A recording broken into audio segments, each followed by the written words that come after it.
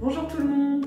Donc je vais vous expliquer aujourd'hui le forfait détente. Le forfait détente, qu'est-ce que c'est? Le forfait détente tel qu'il est expliqué là, mais c'est juste une idée, hein, c'est pas gravé dans le marbre.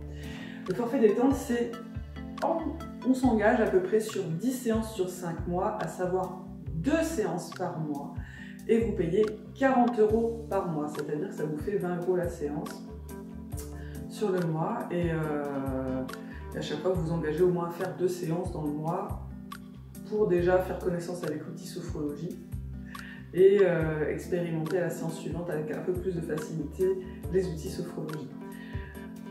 Quel était mon objectif en vous proposant le forfait détente? Il est clair qu'actuellement nous ne sommes pas millionnaires, que si c'était le cas on serait tous peut-être un peu moins soucieux et soucieuses. Et donc je n'ai pas envie que les gens fassent des choix cornéliens quant à leur santé mentale par manque d'argent.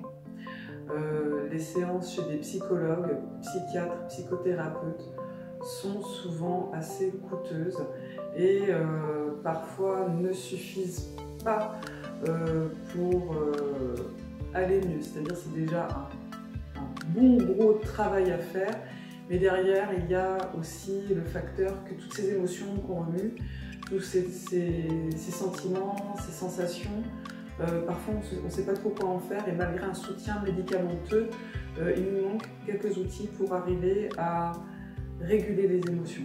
Moi, avec le forfait détente, je vous invite à un tarif vraiment accessible à cet outil qui va vous permettre de mieux gérer, d'arriver à réguler avec des exercices et des sophronisations, des méditations guidées, hein, en parlant plus accessible aussi, et pouvoir quand même soutenir ce travail de fond que vous allez faire chez un professionnel ou professionnel de la santé mentale. Je suis pour que cet outil reste à une place d'outil. Je ne suis pas contre le protocole avec objectif, bien au contraire, mais je me rends compte qu'actuellement les gens font des choix, et moi je fais le choix de vous offrir quelque chose qui soit le plus accessible possible pour que vous puissiez continuer à suivre la thérapie de fond qui vous convienne. Voilà. J'espère que je ne vais pas me mettre des gens à l'eau.